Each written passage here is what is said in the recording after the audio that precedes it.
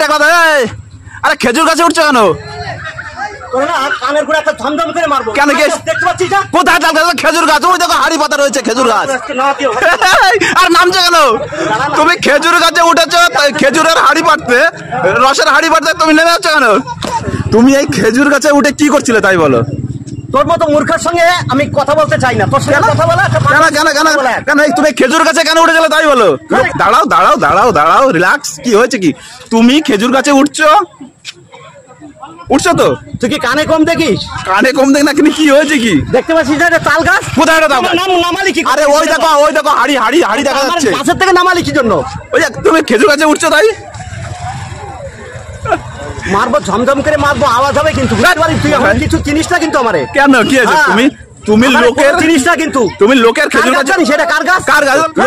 লোকের খেজুর গাছ। লোকের খেজুর গাছ উঠেছে। এই গাছটা আমার, এই গাছগুলো সব আমার। এই যে লাল চিহ্ন দেখতে পাচ্ছিস না? এই গাছগুলো তোমার সব? ইস, এত খেজুর গাছ তোমার? এত কোনো কথা বলার নেই। টাকলা খেয়ে গেছে সত্যি।